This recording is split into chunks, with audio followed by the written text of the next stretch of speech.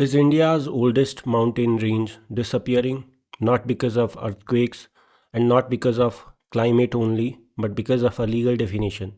A recent Supreme Court judgment intended to protect the Aravallis has triggered a nationwide controversy. The environmentalists say that it may expose most of the Aravalli range to the mining. So the real question is, did the judgment somehow save the Aravallis or is unintentionally putting them in the danger?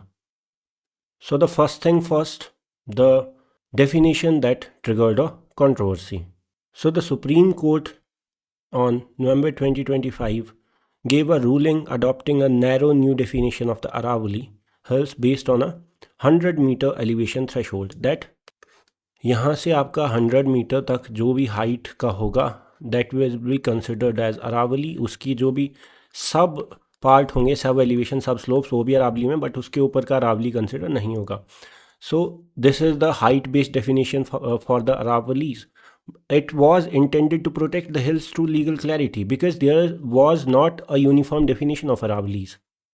तो होता क्या था कि अब uniform definition जब तक आप किसी चीज़ को रेगुलेट नहीं करेंगे तो उसमें लूप होल्स और मिसयूज़ के चांसेस बनते हैं. And so the supreme court try to like regulate this thing so that the loopholes और the unavailability of definition is not taken into misuse by several states through which Aravalli is like spread across.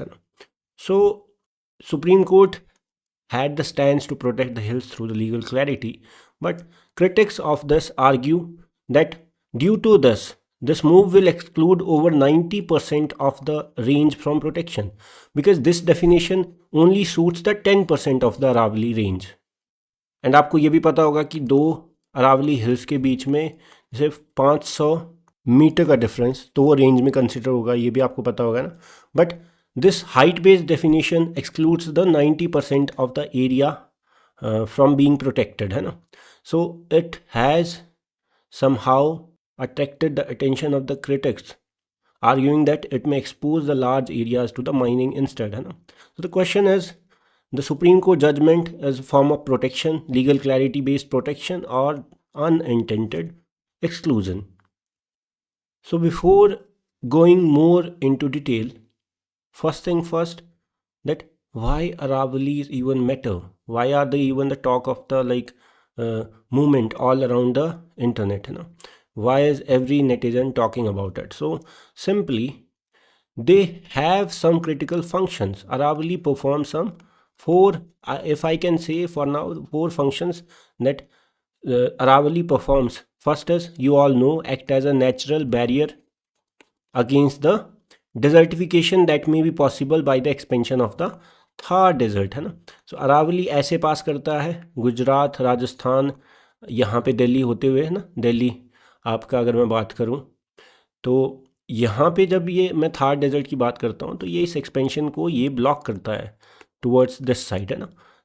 आपने सुना होगा जैसे काफ़ी सारे African green wall project और ये सारी चीज़ें जो होती हैं डिजर्टिफिकेशन को रोकने के लिए, तो वो तो आर्टिफिशियल होता है, लेकिन ये तो एक नेचुरल बैरियर की तरह काम करता है, नेचुरल ग्रीन वॉल की तरह, है ना.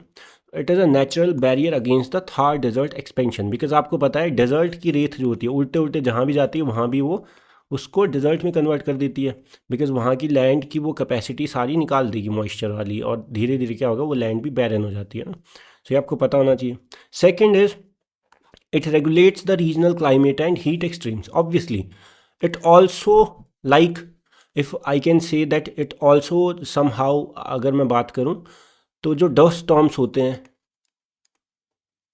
हीट वेव्स होती हैं, ये सारी चीज़ें आपका क्लाइमेट को एक तरह से कंट्रोल करने में भी अरावली क्या है because it is a like physiological feature जो कहीं ना कहीं रेन और ये सब चीज़ें कंट्रोल कर सकता है बिकॉज इसकी वजह से बैरियर है तो यहाँ पे रेन भी हो सकती है, आपको पता होगा, ओरोग्राफिक रेनफॉल, है ना. तो ये सारा आपको पता होना चाहिए. Next is Aravalli is an ecosystem zone and also the source point of many rivers around this region, है ना. So somehow it helps in recharging the ground water system, और कहीं ना कहीं बारिश इसकी वजह से होती है because it acts as a resistance to the clouds, और आपको पता ही होगा रेनफॉल कैसे होती है, पहाड़ के साथ टकराने की वजह से ना, तो उससे क्या होगा कि ये पानी जो यहाँ पे है वो यूज़ हो जाता है to recharge the ground water, है ना. So it recharges the ground water system and it also supports the biodiversity across the north west India. It is an ecologically sensitive zone, है ना. So it supports the biodiversity across the areas like Rajasthan, Haryana, Delhi, है ना. ये आपको पता होना चाहिए, ठीक है. Now if Aravallis are like gone, then the NCR will face extreme heat waves, the groundwater will collapse faster, the dust storms will intensify, the ecological imbalance will like accelerate in a manner that it will just like affect the ecological sensitivity of this region abruptly, है ना. So this is not just about environmental activism, it's more about ecology, public health, and how geography, all things are interlinked, है ना. So let's look at the core problem first. So throughout the history for like decades, Aravalis were legally destroyed without even breaking the law. We call things illegal जहाँ पे कोई law break हो, but Aravalis were being destroyed without even breaking the law. So how it was like happening? So most of the large areas were never notified as forests officially. तो officially forest notify नहीं किया गया. उससे क्या होता है कि जो भी ये एरिया होगा उनको या तो रेवेन्यू लैंड बोल दिया जाएगा या गैर मुमकिन पहाड़ बोल दिया जाता है ना. और उसमें क्या होता है फिर आपका, अगर वो ऑफिशियली नोटिफाइड नहीं है तो माइनिंग अप्रूवल जो होते हैं वो इसी फिर जो आपका, तो फिर क्या होगा कि अगर officially as a forest notify नहीं है तो कहीं ना कहीं एडमिनिस्ट्रेटिव लूप होल्स का यूज़ करके आपका माइनिंग अलाउ करी जा सकती है ना. बिकॉज ऑफिशियली नोटिफाइड होगा फॉरेस्ट एज फॉरेस्ट, तो फिर वहाँ पे आपके कंस्ट्रेंट्स आते हैं लीगल, है ना. एंड इट हेल्प्स और somehow procedurally helped in the destruction, है ना. And it was not even illegal. And जब भी यहाँ पे क्या होता है, किसी भी जगह पे माइनिंग लीज देनी होती थी and this area is already not notified as forest officially, और रेवेन्यू लैंड या ऐसा कुछ स्टेट के लिए अगर नोटिफाइड है स्टेट की जुरिस्डिक्शन में, फिर क्या होता था, if land is not notified as a forest then the environmental laws won't apply on it, है ना. So the destruction will continue like not in an illegal manner but a procedurally legal manner by using the loophole, है ना. So this is where the definition scenario somehow affected the conservation aspect of these Aravalis throughout the decades. So there is a significant principle. So Godavarman case आपने काफ़ी बार सुना होगा, and T.N. Godavarman versus Union of India. The Supreme Court redefined the forest.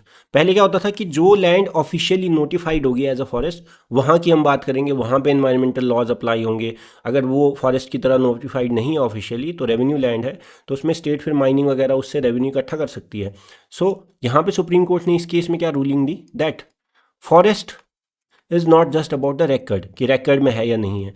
Forest is what actually naturally exist in an ecological manner. इसका मतलब ये है कि even if something is like unnotified forest, they still deserve the protection, and ecological reality will always supersede the revenue classification. Revenue के लिए जो state classify करता है लैंड किस तरह से रेवेन्यू लैंड है या फॉरेस्ट लैंड है, उससे बढ़ के आपको ये देखना होगा कि रियलिटी में इकोलॉजिकली एक फॉरेस्ट है या नहीं है. So the environment will always supersede the revenue classification that a state does throughout these areas, है ना. So this judgment somehow became the backbone for environmental protection, but it also exposed a problem, that is, अब अगर हम बात करें कि ecologically forest, तो उसके लिए क्या, what qualifies as an ecological forest या प्रैक्टिकल फॉरेस्ट, है ना. तो गोदावर्मन प्रिंसिपल में क्या था कि forest are defined by ecological character and not by the revenue classification that is created by the states. Unnotified forest even if officially notified नहीं है as a forest land, they still also deserve the protection. आप उनको सीधे ही revenue land नहीं बोल सकते, है ना, state. Ecology overrides the revenue records and foundation of Indian environmental jurisprudence. ये गोदावर्मन प्रिंसिपल, फर्दर जो भी केस में ये फिर प्रिंसिपल यूज होगा एज अ ज्यूरिस्प्रूडेंस, है ना. Next, so what's the controversy now. So recent Aravali judgment, the Supreme Court accepted a height-based definition, and under this approach, only the naturally elevated land with more than or equal to 100 meters will be treated as the Aravali for like all these purpose of like revenue land, forest land, and height is used as a legal benchmark. Why is this definition like being adopted as per the Supreme Court? So it was adopted to prevent the manipulation of records in the manner of like providing the mining leases and all, so it will shift the nature of the classification of Aravali Hills from like mere paperwork to the physical reality, like how you will like practically see that 100 metre के नीचे वाला portion Aravalli में count नहीं होगा, उससे ऊपर ही होगा। सो यहाँ पे एक तरह से सुप्रीम कोर्ट ने ट्राई किया था कि वो जो लूप होल्स हैं उनको ख़त्म करे, mining loopholes, but it somehow has like gave birth to a big controversy indeed, है ना। So the thing is that large parts of Aravalis consist of low height hills। तो जो हमने 100 metre से ऊपर या उससे ज़्यादा की डेफिनेशन दी है कि उसको अरावली बोलेंगे, सो उसमें तो 90% of these existing Aravalli hills वो तो एक्सक्लूडेड हो गए, तो सिर्फ 10% पार्ट ही आता है उस डेफिनेशन को जो मतलब सेटिस्फाई करता है। तो many ecologically vital zones now fall below the 100 metres, so this will somehow create the risk of exclusion from the protection. जो भी बचा 90% एरिया है वहाँ पे माइनिंग फिर अलाउ हो सकती है ना, and so the fair of renewed mining activity. वैसे तो अभी आपको पता ही है कि रिसेंटली आपका यूनियन मिनिस्ट्री ऑफ एनवायरनमेंट इन्होंने आपका कंप्लीट बैन कर रखा है on mining lease, new mining lease, जब तक आपका एक प्रॉपर रेगुलेटरी फ्रेमवर्क नहीं आ जाता। तो this is the power of people being aware, people somehow put there voices in the front. उन्होंने अपना जो भी एक तरह से मैं बात करूं अपना ओपिनियन रखा, इस चीज़ को अपोज करा, and the result is that जो आपका यूनियन मिनिस्ट्री है फॉर द एनवायरनमेंट उन्होंने नोटिफाई करा कि फ़िलहाल के लिए इस डेफिनेशन के बेसिस पे या किसी भी बेसिस पे न्यू माइनिंग लीज अलाउ नहीं होंगी इस एरिया में, है ना, अनटिल और अनलेस जब तक आपका एक प्रॉपर रेगुलेटरी फ्रेमवर्क नहीं अडॉप्ट होता है for the this whole thing, है ना, this whole ecosystem. So why the environmentalists are like alarmed? So the thing is that with this new definition, the mining may expand in the sub 100 meter hill regions। जो भी 100 metre से नीचे के अरावली हिल regions होंगे 90% जो हम बात कर रहे हैं, वहाँ पे तो फिर माइनिंग एक्सपैंड हो सकती है, and it will lead to the fragmentation of hill systems. जहाँ जहाँ से माइनिंग होती है वहाँ पे क्या होगा, जो पूरी एक यूनिफॉर्म अरावली रेंज है उसको फ्रेगमेंटेड कर दिया जाएगा, है ना। एंड इससे क्या होता है कि ये जो छोटे छोटे रीजन्स है, जैसे मान लो अगर मैं बात करूं कि इतना एरिया प्रोटेक्टेड है, इतना एरिया प्रोटेक्टेड नहीं, इतना एरिया, तो क्या होगा, एक कलेक्टिव प्रोटेक्शन नहीं होगी उस हिल को, जबकि वो छोटे छोटे टुकड़ों में प्रोटेक्टेड होगा, है ना। बिकॉज यहाँ पे मान लो सेटिस्फाई करता है, यहाँ पे नहीं सेटिस्फाई करता है, यहाँ पे सेटिस्फाई करता है, तो फ्रेगमेंटेशन ऑफ हिल्स, है ना। और इससे क्या होगा कि जो हिल्स बचेंगे भी उसका भी काम नहीं हो पाएगा, बीच में स्पेसिंग गैप हो जाएगा, and somehow it will give rise to desertification, acceleration. अब रेत यहाँ से पास ऑन कर सकती है तो फर्दर लैंड जो है, जो भी मतलब एक तरह से फर्टाइल और जहाँ पे बैरन लैंड नहीं है उसको भी बैरन कर सकती है ना। एंड ग्राउंड वाटर स्ट्रेस तो होगा ही होगा, because hills somehow acted as the source of major rivers in this region, and also जो रेनफॉल होता था उसको क्लाउड्स को रोक के उससे रेनफॉल करवाना, आपको पता है, तो वो भी आपका यहाँ पे फिर क्या हो जाएगा, दिक्कत हो जाएगी, ये आपको पता होना चाहिए। So Aravali function as a continuous system, and it's not just about the isolated heights. So the concern is very much simple. If protection applies only to the tall hills, then the ecological role of the smaller formation is like completely ignored, and this is why many of the people are calling the judgment a potential death warrant for the Aravalis and not like a safeguarding mechanism against all the loopholes as Supreme Court is trying to make people understand.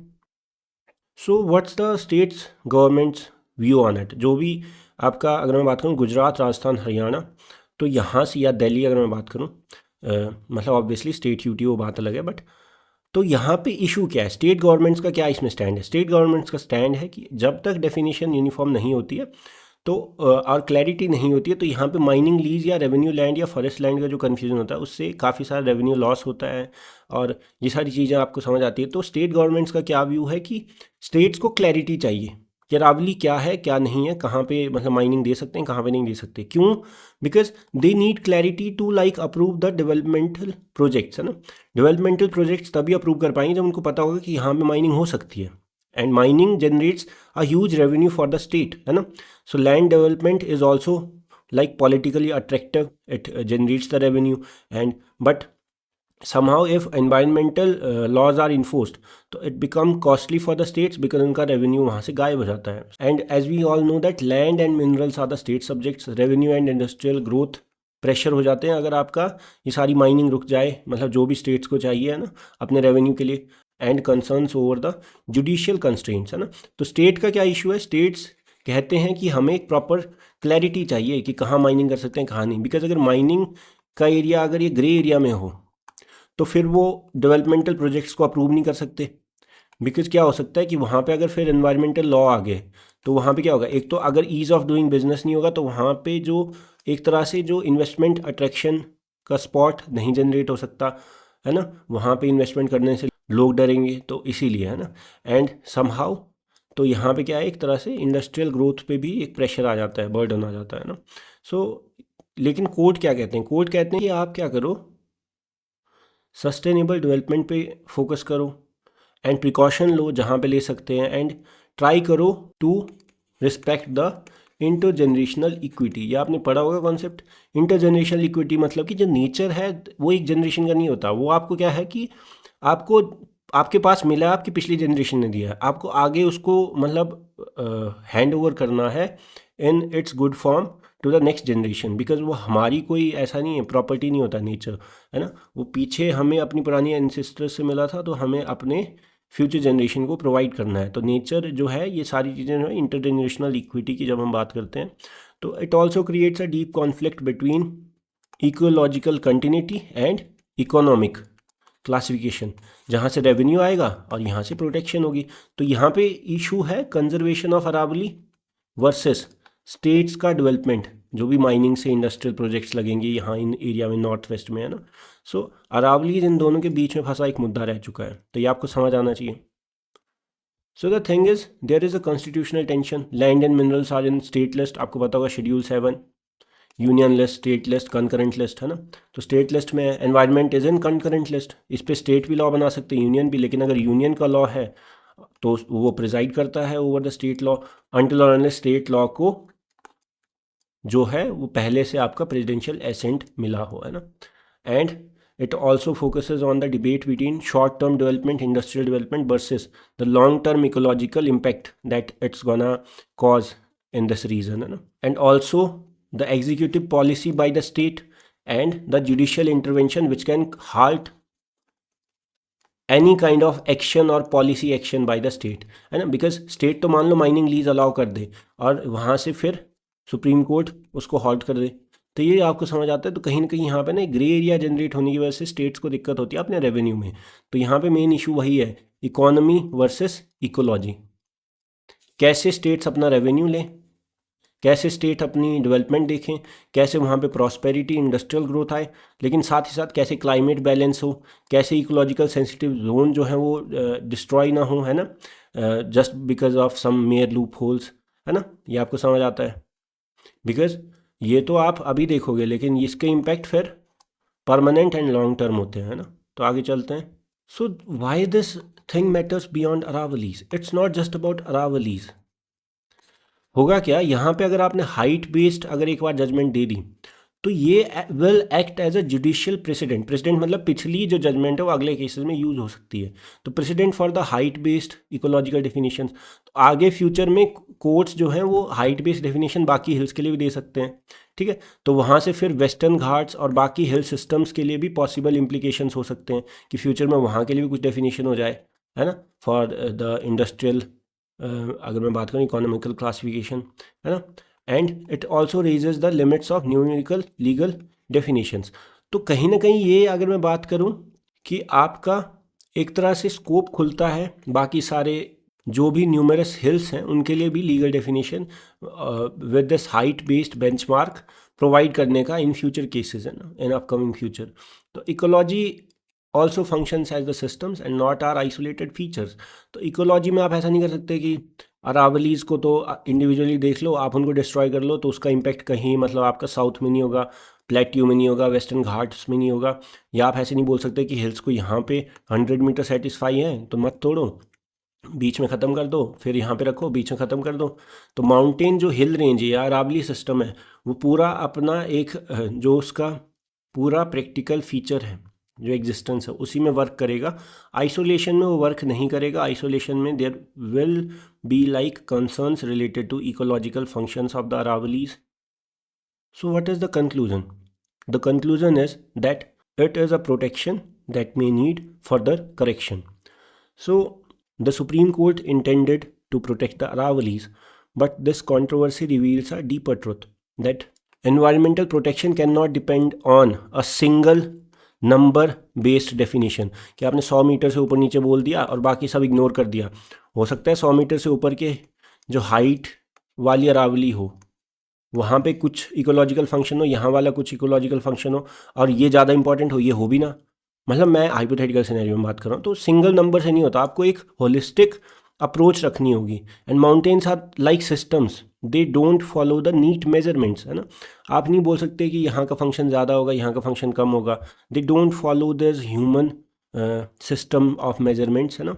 So judgment intended the protection and not the dilution of the conservation efforts, and the single number definitions will risk the ecological exclusion of 90% of the Aravalli Hills. And Aravalis are continuous systems, they work in coherence. आप ऐसे नहीं कर सकते यहाँ तोड़ दो, यहाँ रख लो, यहाँ तोड़ दो, यहाँ रख दो, फिर उसका फ़ायदा क्या है। And it debates that the governance and the enforcement gaps are still not in coherence,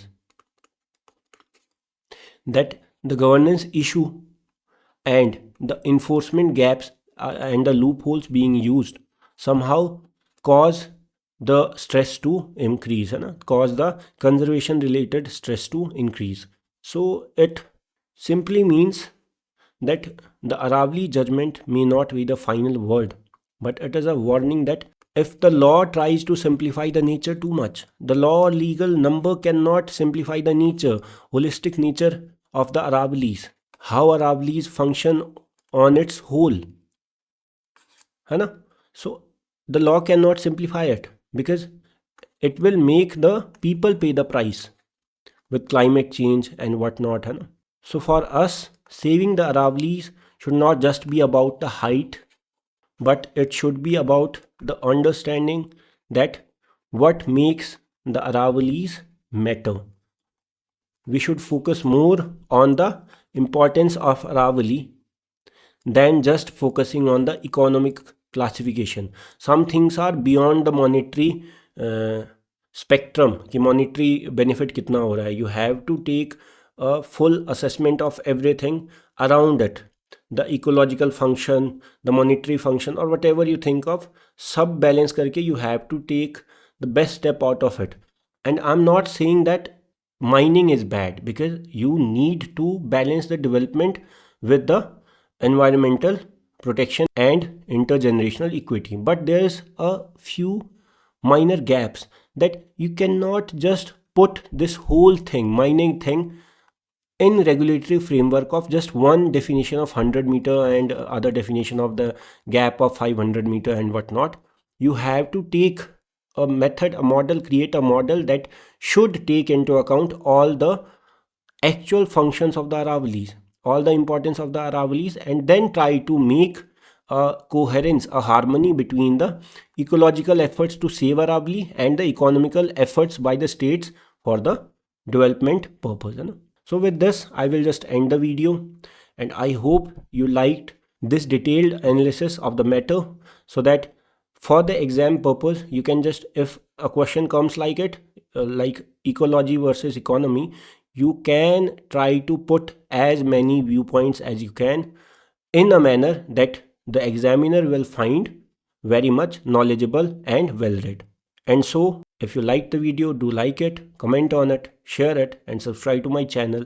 It will just keep me motivated to make these videos for you guys on a regular basis. And I will see you all in the next video. Thank you once again.